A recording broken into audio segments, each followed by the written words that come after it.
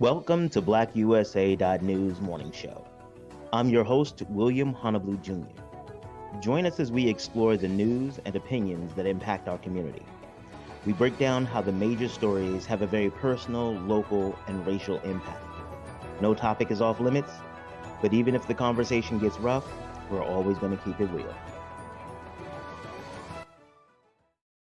Greetings and salutations, all my friends out there in internet land. I am William Honolulu Jr., and I have the privilege and honor of serving as the host of the Black USA News Morning Show. Good morning. Today, I have a really great opportunity to share with you all a show I did with Tifani Fisher, a wonderful guest and a recurring guest, hopefully a lot more recurring in the future.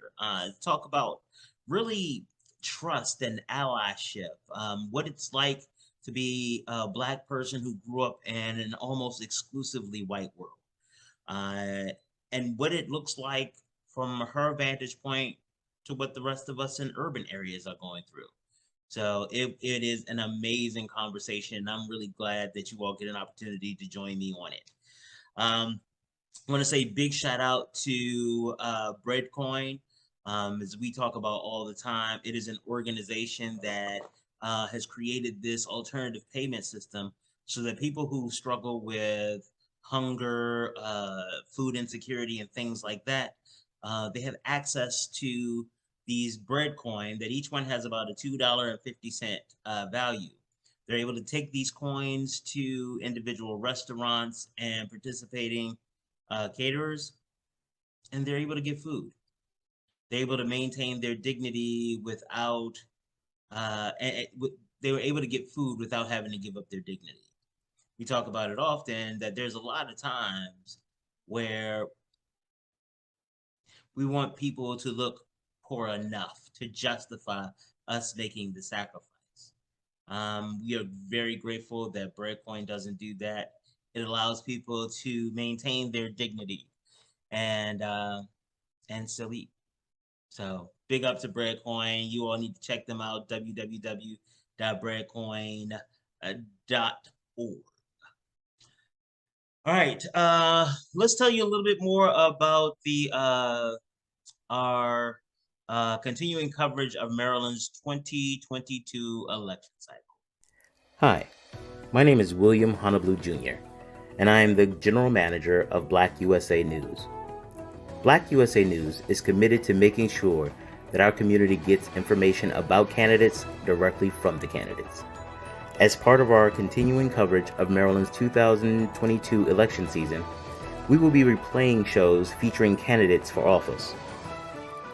To find out which shows will be airing when, please don't hesitate to visit www.BlackUSA.news.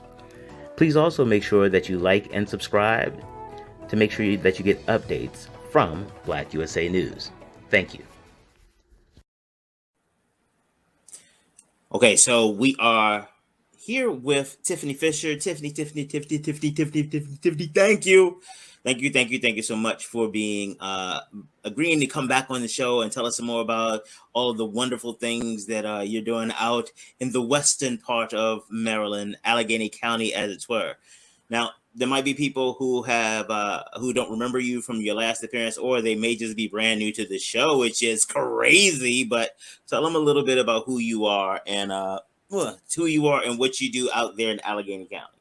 Sure. So I am the proud president of 7007 Allegheny County NAACP. My family has been here for 5 generations on one side, about 8 we're seeing on the other side. I run a bunch of different nonprofit organizations, and I'm tied in to a lot of historical preservation work. And my goal is to listen to God and my ancestors and create a legacy for my children when I leave here. Oh, it's like all honorable and stuff like that. Every time you talk about it, it's like, oh yeah, absolutely, do that. Make things better places and stuff. All right. They're a mess. No, that is so true, so true. But so you always have so much stuff going on out there. Tell us what do you want to talk to the people about today? I'm excited. So I was trying to figure out how we can connect each other, right, from such different areas. And I think one topic we don't talk about enough, because like it happened and now we're just over it, is desegregation. So I wanted to talk to you about the experience that I have with that versus the experience that maybe you have with that living in a predominantly black area. Sound That fun? is that I love that conversation. That actually absolutely makes a whole bunch of sense, because and I don't know if you saw this show or not when we were talking a little bit about Tulsa, Oklahoma, and the massacre that happened there. One of the things that we don't often talk about is what happened afterwards. A lot of people don't realize that that town got rebuilt. It grew again quietly. Quietly, it was like, okay, let's keep a low profile, but it grew and it thrived until integration. Mm-hmm. And then all of a sudden the resources started being picked off from the community and stuff like that. And so, yes, ma'am, tell us about your experience with segregation, integration, and the like. Well, first, Spending let's start time with in this. white people spaces, I guess we would call it, huh? Yeah. So, first, Baltimore is known as the King City. Most people don't realize that where I live in Cumberland is called the Queen City. So, at Huh. one point in time in this area, there it was hopping and jumping. We Okay. had a lot of great musicians in the Black community come here. Lena Horne was here, Cab Calloway was here. We have a lot of great musicians that came out of here. Proud to say that my great uncle Don Redman, who wrote a bunch of Cab Calloway's stuff, was a big band, huge and big band. They actually honored him at Harvard and did this whole research project on him. We Wow. have tons of Tuskegee Airmen here, right? So we were booming. And Right. so there was a huge Black community in this mountains, and the community itself, Black and white, was thriving, right? Mm-hmm. So the reason why I wanted to compare the King and the Queen City is because what happened in our eyes with you guys is that the only thing happened for you guys was resources, right? Your resources change in integration. Okay. We actually had to change our lifestyle.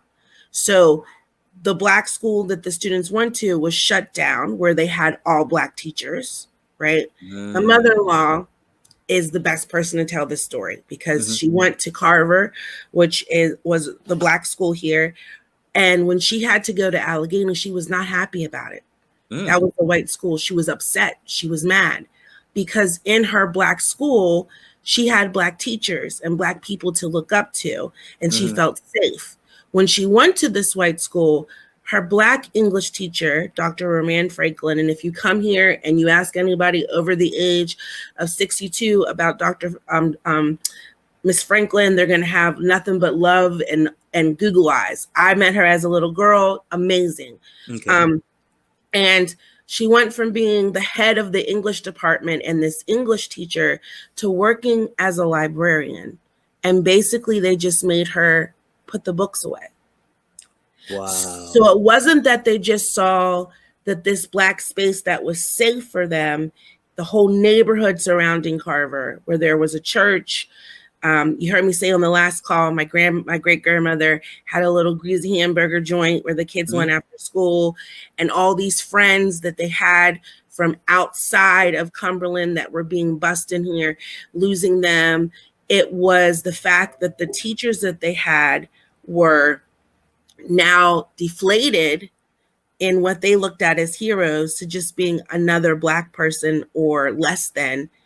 And that event of Black teachers no longer being in the schools, sitting in long-term roles, is still in effect today.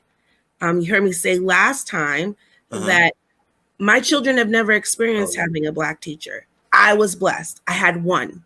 I got to have her for 3 years, Miss Keisha Colbert. We just honored her at our Image Awards that we do up here in the mountains, the Voice of Freedom Awards. But I was blessed to have her for 3 years, but she's the only Black teacher I ever had. And so I watched my children who have had none. So we also had a lot of Black businesses here.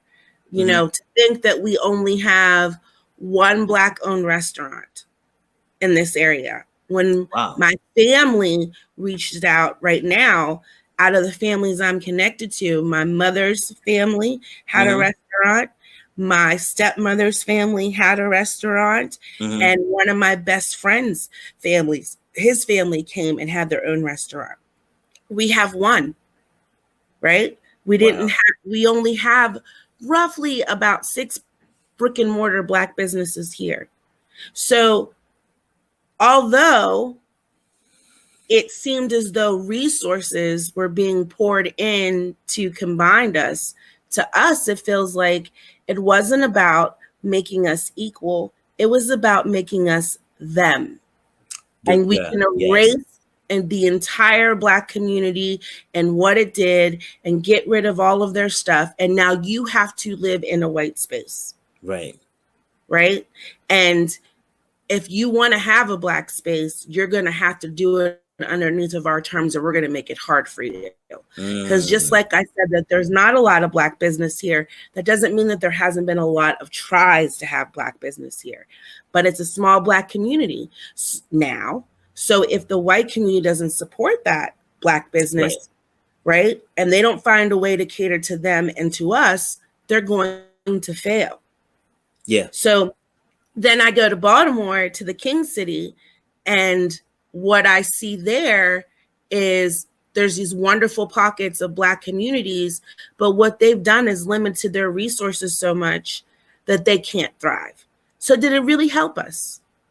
Because what we were asking for wasn't so much that we didn't, not to be separate, we were asking to be equal. Right? And we were saying that being separate from them gave them the space to make us unequal because they weren't treating us fair. And I think the problem is that we asked to be equal and we didn't ask for equity. And those two words get confused a lot. I think, I agree with the problem being that integration is the root problem. I think part of it was the continuum, just like right now, the continuum of understanding where people fall in line in any movement. I think the largest problem is that the bulk of people don't really understand what they just know something's wrong, and they follow leaders who tell them that, hey, let me tell you what's wrong and how we're going to fix it. And so the challenge becomes using labor as an example. This whole idea of $15 an hour. It moved from, to your point, from equitable pay to $15 an hour. Well, the problem is that $15 an hour was the good target 10 years ago. So getting a win for $15 an hour now, a large group of the people who did not understand kind of the nuances of where that number came from are celebrating being only a little less behind than they should be. And I think when it comes to integration and these concepts around separate but equal, it is that there are people who are in the know who take advantage of those who do not know. So, one of the things we talk about often here is this whole idea of, people criticize this idea of like, you believe that the white man's ice is colder. It's like, well, if you find out, I did a little digging and I found out one of the alleged origins of this story. It is, when they had refrigerators first came out, you had to have that big block of ice that went around. People would bring it around. And what would happen is that the white people would get their ice early in the morning from the ice house, and the black people would get theirs in the afternoon. And so while the white people's ice may have lasted for a week, the black people's ice only lasted 6 days, 5-6 days. So you ended up having a situation where the white man's ice is colder. Wow. But the issue is that if you take a step back, it's not something so quick. Actually, this is a great example of what I'm talking about. That ideal first started off as a commentary on the inequity in the situation. It was co-opted and corrupted. So now it means that you don't have belief in us, or you don't have belief in yourself as a black person. And it's like, no. But this is what happens when you allow other people to take over and engage your vocabulary. So yeah, I'm with you on the whole, like, integration was bad. but I think it was bad for a lot of different reasons. Oh, a lot of different reasons. Not to interrupt you, but oh no, please. I'm sorry. You've been here before? Stop playing. You know how it goes. So I look at the Jewish community, and I look at, in particularly because I know that there's a large Jewish community around Baltimore, because I got stuck down there in the middle of the night and realized it. That's a whole nother story. But I grow here. I look at the Amish community. So a lot of people think Amish, because they don't equate wealth with the way that we do, that they're not wealthy. That's not true. They own land. They own tons of land. So they got money. Okay. But I look at them living, in particularly, because it's not just in Baltimore. I've seen it, of course, in New York and wherever. And these different cultures still having their neighborhood, still going to different types of schools, still supporting other businesses outside of their regular community. But in short, they have their neighborhood. They have that safe bubble I was talking about last time. And I think what I miss, because I'm not here, even though my family worked very hard and my village to make sure I had that bubble, is that I didn't necessarily get to experience all I could have as a child about my culture. Because the lie is that to be Black in America, or American African, or African American, which we could have a whole conversation about that, right? But to be this right here, I'm told I have no real culture. But the reality is everything that is American is my culture, because I don't have any other flag to say that my roots come from, but a Pan-African flag that was created by someone that looked like me, right? So I think what happened with me is it created a space where I'm blessed to understand white people at a level that my cousins that are in more urban areas don't necessarily have, and be able to navigate in that space in a different way. Not saying that they can't, just in a different way. Right. But I'm also in real true culture shock when I go into all Black spaces. And I didn't realize that until my cousins and me did this big girl trip. We went to go to Detroit to see my auntie. I got tons of family because of them going up to work at the car plants around like the 30s and 40s. So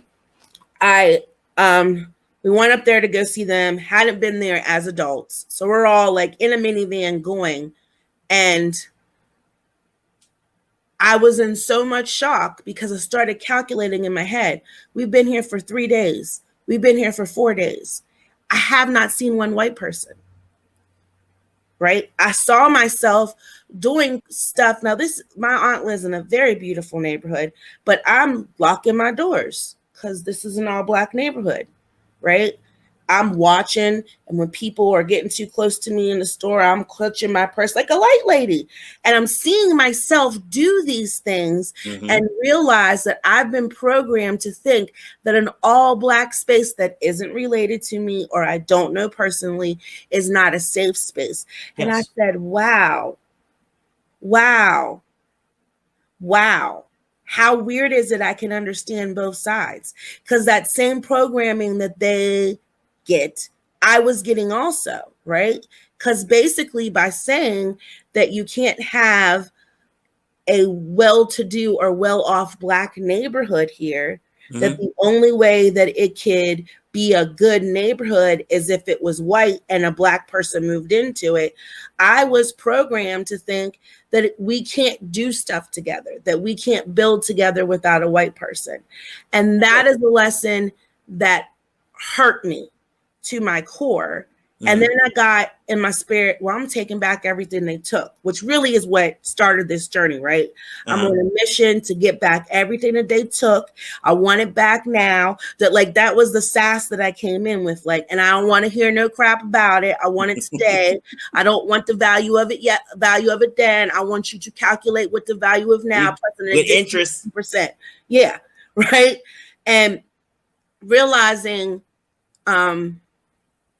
that that's not necessarily how we get back what they took, which is why that quote I gave you last time resonates with me, that they thought that we were stones, so they buried us. They didn't realize we were seeds. Yeah. Because I've seen it so many times after doing my history. We talk about Tulsa because it was horrible, but we forget that there's tons of Tulsas. And even though they might not have been as horrible as Tulsa, people still lost their homes, still lost their livelihoods, still lost, right? So my family itself and my community, and I say my family because most of my community is my family, right, has had to rebuild in my grandfather's lifetime 4 times. So they pushed them out of Garrett County. They had a place called Brownsville here. They pushed them out of there. They pushed them out of Pine Avenue area, Central Avenue area, and now just recently Rolling Mills. So he got to see that before he died 4 times. And then I just sit and think, why did we let believe them? I feel like as our people grow and we've become so empathic that we want to trust them. We want to look at them as human beings, and we haven't done enough stuff to safeguard ourselves. And I say this as someone who lives in a white community, and I trust white people. So I want to make that clear. I have trusted white people I have trusted a white man with my womb. So I trust white people. I'm not taking away that they are saying that they're bad, but we spend a lot of time talking about this person's wrong, white person's wrong, that white person's wrong, but it's the system. We have to remember that we were looked at as stock. We were looked at as possessions. So I feel like where we messed up is not realizing that they don't just look at us like they hate us. They hate us because we're supposed to be possessions and they can no longer possess us. So how do we get their system not to view us as possessions anymore? Because that's really what it's about. And I just came all the way around off topic, and I'm sorry, bro. No, it's absolutely okay, because you've gone to places that I appreciate us taking a journey. Talking about the other places, the other Tulsa, Oklahoma's, the other Black Wall Streets. Big shout out to Donnie Glover, founder of Be More News and BlackUSA.news. He's done a really great job. He has a book. I think we talked about it earlier. I Am Black Wall Street. So that talks about the partnership between Native Americans and Black folks to establish Tulsa, Oklahoma. And he also talks about places like Elaine and Rosewood, some of the ones that are more more have greater notoriety. But I think your point is exceptionally valid, and it plays out in history. It is that the ones that we know about are the ones that white people cared about enough to write down about. It was something that made their social conscience aghast. Now, in places where this is just what we knew happened, who was really documenting it? It's kind of like going to work and it's like, oh, today 43, I am in traffic. Day 44, I am in traffic. Yes, like it's not even something they had been so conditioned. As you talked about programming again, your train of thought. I was I was right behind you. So it comes back into this idea that these places, these spaces, are not for us unless have been approved. And I think it links in. I have done a lot of studying on trauma and abuse victim survivors and things like that. And one of the things that you realize about human babies is that they know, they are hardwired to know that they cannot survive on their own. So what they are also hardwired to do is to seek out attention, because when they can find somebody who hears it at the right frequency and it triggers them, it's like, okay, you are now part of, we are imprinted upon each other, so your needs are now my needs, and the more you can communicate those and express those to me, the more I can help to meet them. Now, if they have a parent or guardian figure that is neglectful, what you find is that the child becomes more desirous for pleasing, to the point where it becomes a personality trait, because their hardwire is like, okay, I'm not having my needs met, I have to be cuter, I have to do this. While old folks used to say that if that baby start crying, don't go over there to them, because they ain't never gonna stop crying. It is the understanding, even intuitively, of that natural phenomenon. Now, if you take that on the individual level and you pull it out to the population, we were in the white people who brought blacks here created not even just a paternalistic or a parent-child relationship. They literally created the master servant. But these servants were still humans. And so as their bodies and as they start to try to find ways to get their needs met, it is, how can I please? How can I please anybody who is in power? And then you take that, throw in more research, 5 monkey study, where people just keep doing the same things that they know because that's what we've always done. You put all these things together, you have a situation where now we are deprogrammed. We are really, we got to the point where it's like, why aren't we doing more?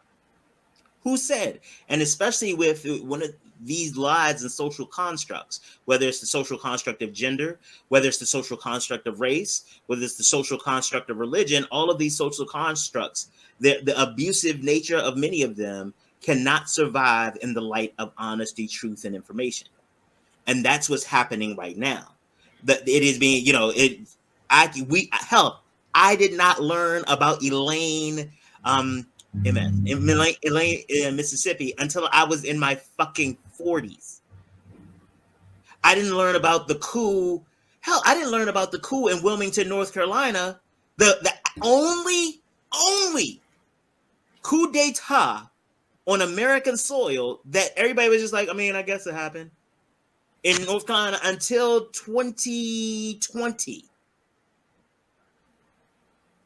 And honestly, even then, it was a dude who did some research, a black dude who did some research in the midst of this George Floyd and all of this racial animus, is like, let me just, and I realized what also happens. There's a lot of people who were like, oh, y'all didn't know about that? No! Because we stopped sharing. Because we used to have, and that's why I love your show, we used to have black newspapers. So during the history, right, one of the things, I love my researcher. She's a white girl. She's badass. And she's one of those ones that I trust. But the niche that she has is able to take white people history, as she calls it, the written history of them, and being able to ask us questions. Her name is Hardy Gardner. Ask us questions about our oral history. And she doesn't use their written history to confirm our oral history. She uses our oral history to confirm their written history. So if we say, I don't know why that paper says that my great grandma had 9 kids, but we were told she has 10, she's going to find the 10th kid. I don't know why they're saying we left Garrett County because the tourist industry ended, when my granddad told me that they left because they put a lynching tree in front of the church. She's going to go find the lynching tree, right? And that's the way we worked when we did the lynching memorial, and that's the way that we work. My cousin works with Brownsville in a whole, and that's the way that I work and what I'm known to do as being a storyteller, right? Mm-hmm. I'm not here to tell the story that the white people wrote down. If you want to know that story, by the time I get done speaking to you, there'll be a little list of articles that you can look at, right? There's also going to be a list of articles in the African American that we pull from, right? Yep. But if you really want to know where I got my information at, then you can come up here and meet the auntie crew. Because that's how it happened. Because I know my story because it was taught to me. And so when you said all of that stuff, it made me think of Willie Lynch letter, because my daughter just now probably in the past 3 years has read that. So she's sitting with that, right? That But that takes a while. it That takes takes a a while. while. But we're still doing that. And that leads to our structures in our cities, our structures in community and state level, big government, federal government, how we run businesses. I kind of giggle because we even run the NAACP that way. And in some ways, our churches are ran that way. One of my dear friends is a pastor, and she said she doesn't understand why people aren't coming back to the church. And I said, the one thing COVID taught us is that we don't need a building for a church, and we don't need somebody else to tell us about our relationship with God. We can read the same book and get from that book what we need to get. And I think that's why we're seeing this big shift in the Black community from how we worship, right? Because we were taught to be Christians, right? And we snuck some of our own stuff in there, which is why I hold the AME, because AME is like, okay, we're Christians, but we're also going to be civil rights activists. Amy's on too. Rep my yard. Amy's on too. Okay. Well, y'all came after us. Y'all came after us. AME first. But right. But that's why I love the vision of Richard Allen and getting that stuff set up, because it was like, okay, so God himself is the spiritual being, right? We can believe that, but that doesn't mean we have to be slaves. So I grew up thinking that way because my parents were adamant this, and my family was connected to that. But I watched other people who had different religions and didn't necessarily have that poured into them. So I think what happened is it goes back to simple this. They have divided us first by the color of skin. So that's the first way to make sure that we know that we're different. Then by our sexuality and what we identify as, if we are male or female. Then they broke us down and divided us into our size. Then we have been divided down into our education. Then we are divided down into our finances. Then we are divided down into where we live. And now they're even dividing us down into who we sleep with, right? And the more and more and more they keep dividing us out, the less and less and less we pay attention to the bigger issue, that it is you, white man, and your system that is the problem, and not human beings. And I say white men, because they are such oppressors that they even oppress their own women. Now, if you look but my challenge to you, because I appreciate the list and I agree with your list. However, I challenge you on the order of the list. Okay. I would suggest that finance is the defining characteristic, because as we look back throughout history, it used to be nationality, then it was religion, but it all came back to finance. Hell, race is a construct to make sure that labor can be exploited most effectively for economic gain. And at least in my experience, I have seen the vast two people, no matter what their race, who make $30,000 a year, have so much more in common than their counterparts who make $300,000. Like literally, you don't even eat the same food. You literally don't breathe the same air in most cases. Yeah. And so that's what I say. Economic. I think the rest of it is designed to get us to not focus on the economics, because if we recognize that it's true, hell, like when Martin Luther King started his letter from the Birmingham jail, and some of his thoughts and his philosophy started maturing around the economic portions of injustice. He even started shifting some of his talking points or his philosophies in getting more economic engagement. And that's my personal opinion, because my personal considered opinion, because I got to qualify it real quick, is that was one of the things that made them more aggressive. We live in a society right now where the lieutenant governor of a major state, like I think it's the third largest state in the country, said that older people should be ready to give up their life and their health to make sure that the economy can keep rolling. That is those things. And Trump, whenever no matter who he was grabbing, no matter what he was bombing, the one thing he always came back to, that to him, and I think representative of those he leads or who follows him, is that, oh, well, look at the economy. Yeah, put kids in cages, but look at the economy. Yeah, and one last thing on this. One of my best friends a brother I've known for damn near 40 years. We were talking about politics, and he said, "Yeah, Trump is bad, but well, I can't. I have never made as much money as I have under Trump." And I was like, "And that is the only, and my soul is the only cost of that. Congratulations." Yeah. So listen, one of the people, I'm circling around to the separation, going back, right? But I'm glad you brought up Trump because I live in Trump land now. Oh yeah. Now. It's still they're still flying their flags. They're still driving around with their cars painted. They're still hanging signs up in their stores. It's now. Okay, they got the t-shirts. They got enough to wear for 365 days a year.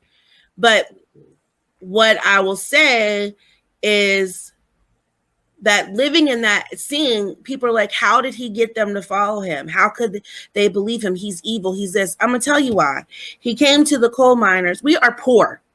See, that's the misconception. The one thing that does bind us, which is why it's gonna work. I promise, brother. The one thing that binds us here is that we're poor. Even the richest of the richest of the richest here would be considered poor if they move somewhere outside of here, right? So we are poor. We live in a poor place with no resources, not little, no. Okay. So if somebody comes in that's got a whole bunch of money and is known for having a whole bunch of money, and because we weren't always poor, I told you, we used to have a lot of industry here. Everybody had a decent job, not a great job. You're not going to be able to travel the world, but you could take your family on a vacation. You can live in a suburb. You can own a little plot of land, have enough money for 2 cars, 3 kids, and a dog, the whole thing, right? So somebody comes and says to you, I know how to make money, and I know how to make lasting money. And if you vote me to be the president, I'm going to make sure you go back to the way you were living before, when you had money. Not a lot of money, just money. Because people don't realize that there are people that work for the state of Maryland that are still getting food stamps. Have to get food stamps. Have to get medical assistance, right? So he's coming and saying, I got you. I'm going to make this better. And he's going into the room and telling them, you should be empowered. They should be listening to you. I'm going to give you back the way your grandma used to live. You can buy back granddaddy's farm. You don't have to. You're going to get your job back as a coal miner. You're going to get all this. And it was a dream. And so we're mad at them for listening to his shit. But we've been following and chasing this American dream for generations. So they're not stupid. They got caught up in the moment. And now where we stand with it is used as a tool to separate us, right? So automatically, if you vote for Trump, you can't be a part of this community anymore. If you don't vote for Trump, you can't be a part of this community anymore because you don't want what they want. I always tell people, I don't give a shit. Excuse my language. Reverend Kobe would kill me. I don't give a shit about a jackass, an elephant, a donkey, or a bird. I don't care about what party you belong to. I care about what the end result of what you're doing is going to do to my community. Yes. When Westmore came here and he wanted to, I don't want to talk about that, brother. I don't care about Baltimore. I want to know what you're going to do for Allegheny County, Maryland. I want to see the plan that you're going to do for Allegheny County, Maryland as a whole.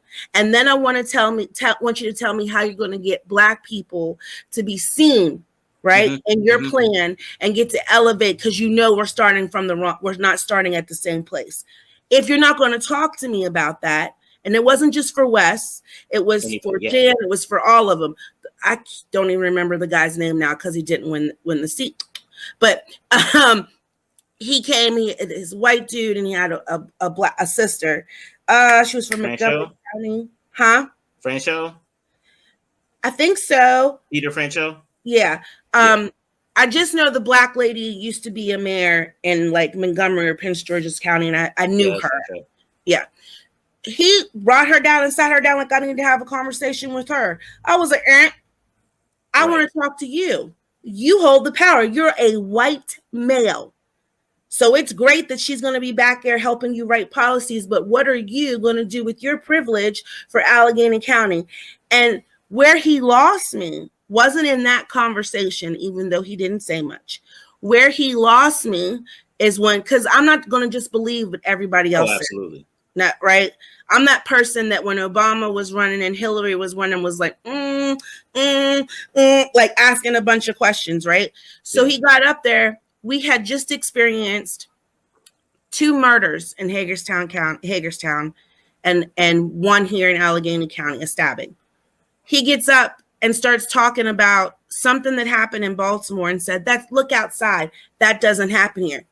You're going. It does happen here. It doesn't make front page news, right? So again, separating us, just like I said, separating me from you is why that meeting will always go down at that convention of being the meeting, right? Because if I can get, like we said in that room, if I can get to you and tell you what's going on up here, and you can, and I know that my brother and sisters from Baltimore are going to come up here and help me handle this issue, and you can get to me and I can be like, I got you, and I got all my white liberal white friends up here and the Amish, we coming. If we can connect with each other on that level, we can make change. So every time we turn around, this whole separate but equal BS is the reason why the community, the country is so divided, because they use it to divide us. They separate us in everything. And I understand you say finance, but I'm going to say the one that has to go above everyone is men and women. And the reason why I'm going to say that is this, is because before it was to oppress women when we couldn't vote, when we were lucky to be a secretary. But now, well, we don't want to give a Black man an opportunity, but we'll give it to the Black sister. And while we're doing that to her, we're going to put him in jail, right? And I say that because in their world, Black men and Black women don't love each other. Black men and Black women. They're savages anyway. They're just good for sex. Right. But the thing about it is the reason why they're trying to separate us goes all the way back to slavery, is because if we see each other, yes, we are powerful. Yes. Right. So I always tell everybody that, like, I don't have an issue who you date. Like I said, I have in my blended family, I have 3 biracial children. As much as people don't believe that out of the 6 that believe it, 2 of those biracial children came from mama, right? People don't believe that in the streets. They think it was Richard, but it was me. Okay. So, and what I will say to that is having my kids grow up with the same way I did, with having different skin tones and nationalities and be a part of life, has made them not just own their Blackness, but understand the other side of it. So jumping off, because I could talk to you all day. I think we need to call out the divisiveness. I think the biggest mistake after we conquered that separate but equal thing is that we sat for a while and thought we won something and didn't realize that the work $15 an hour. Yes. Right. And the $10 an hour and the $15 an hour. Because listen, when people started with the $15 an hour thing, I was in my feelings about it just like you, bro, because I was like, see, I remember seeing my daddy's paychecks in the 80s and the 90s, and he worked at the mill. And even then he was making more than $10 to $15 an hour. Right. And I live in an area, you have to remember that our minimum wage was $7 long before y'all's was, long after y'all's was. Right. So as a supervisor at a mental health facility, I was only making $17.50, and I had been there for years. So now you're going to pay somebody to do less work than me and have less responsibility, only $2 less than me. Yeah. You should have seen the people fall off. They say nobody wants to work. Nobody wants to work for that. Why do you get my skill set for something less? Right. But the problem with that, and I'm going to circle back around I stand corrected, but the funny part is I stand corrected, but I don't actually agree with you yet. So give me a second. Okay. The issue is that when the larger corporations, the people who make the policies, the governing policies, are profit driven. So what that means is that they're not going to change their profit, because if I change the profit, boss is going to fire me. So guess what? The only place I can get profit is either by depressing wages or inflating prices. And what ends up happening is that I'm not going to go tell my boss he needs to take less money for his 5th house in Martha's Vineyard. No, thank you. So I'm going to take it out on you. I'm going to find a cheaper one of you. And the issue isn't that they shouldn't have got 15, is that it was bullshit that they were only paying you 17. Especially when you look at the profitability that they make. And so I think that's part of the redesigning this conversation. It is not like, okay, this is the amount that you have in the budget. Who the fuck came up with the budget? The people who make the decision. So now let's talk. That's why you need that representation at that level of the people who make the decision. So you can have people who say, hey, wait. Why are you taking money for the people who don't have? Taking money from the people who don't have to make sure that the people who have get more. Now, to the point of me rethinking my position. Okay. What'd you say? What I said was the unions, right? Mm-hmm. We watched the power of the people move out of these mountains. Those frustrating thing, and then I'll let you. I just don't want to forget that. I remember I worked for. So I've done caregiving, as they call it, which to me lowballs what we do. But I'm a GNA, a CMT. So, I remember that I worked for the county nursing home, and then they moved over to the private, and I'm like, I'm not working there, because the county, I was a county employee, so I could be a part of the county's union, but they didn't give a union, right? And and getting a union in there meant, because you were private, you could lose your job, right?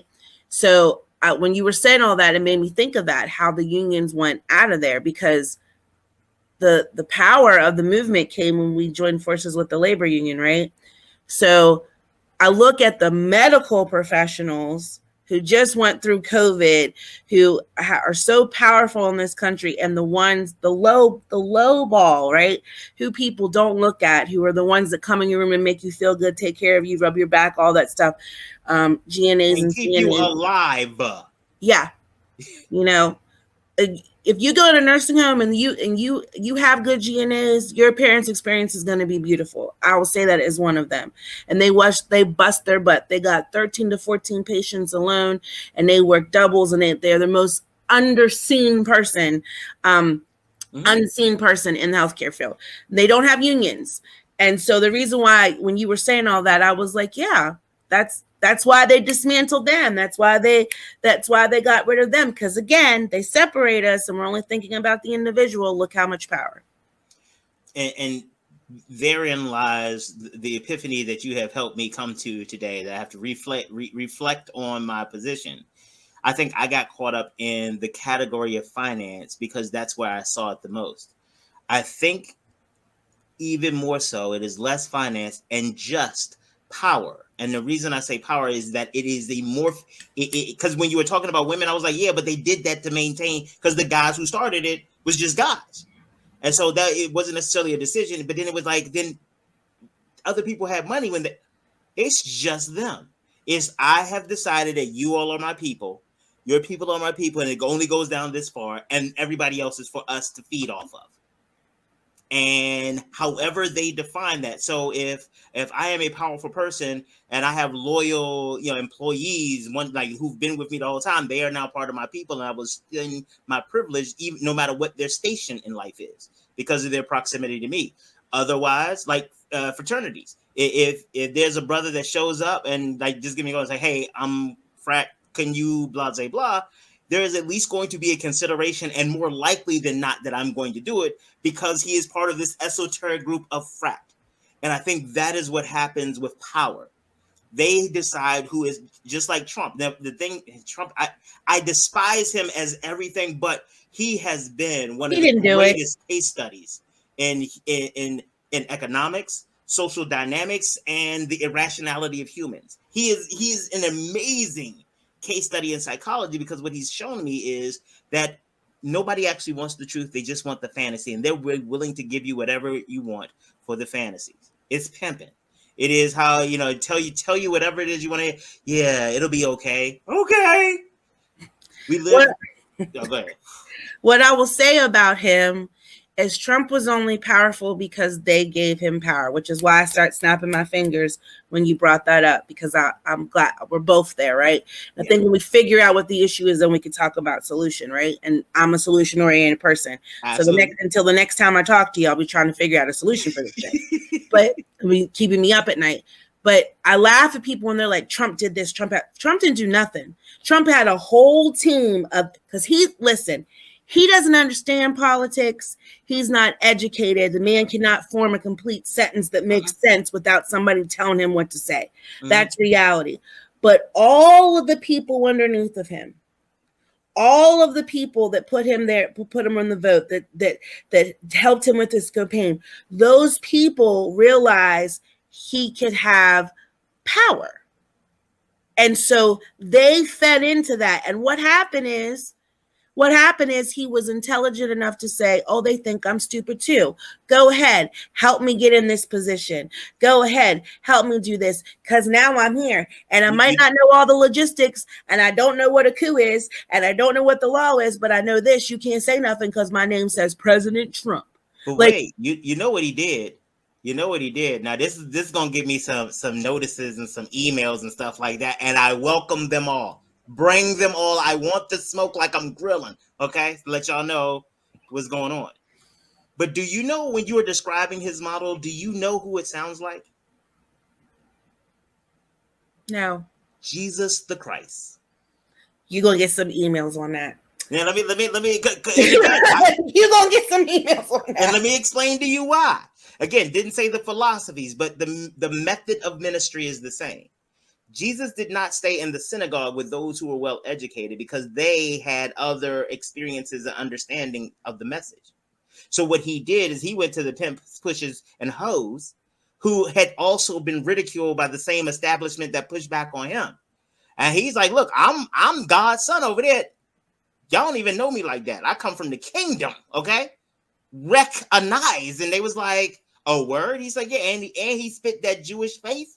He knew the words. He spit it 100.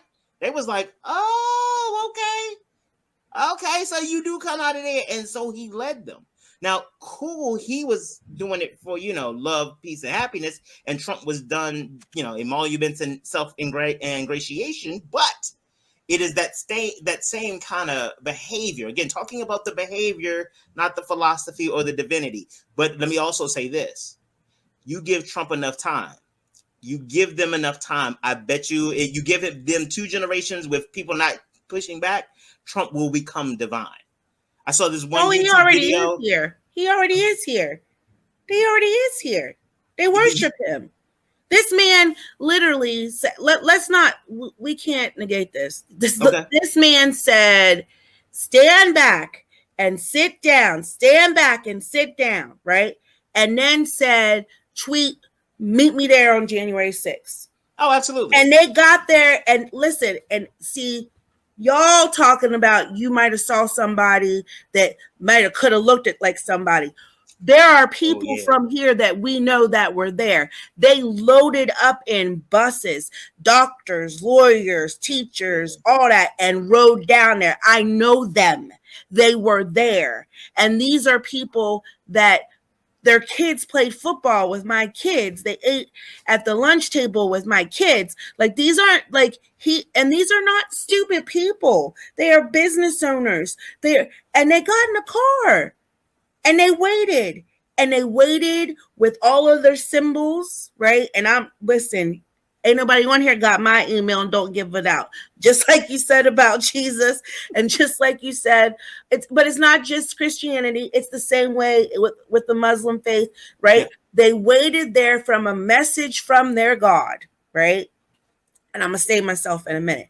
They waited there from a message from their God to tell them what the next step they do, right? So if we go back, and we talk about Moses and how he led folks into freedom. If y'all remember, there's a part of the story where they started worshiping this gold calf again, right? Yep. And he's like, wait a minute, I'm the one that got you out of captivity. It was me With that talking to calf. Scholar. And they was like, no, but we're going to worship this calf that can't talk back to us. That's going to make us feel and do everything that we say. See, I compare Trump to that calf.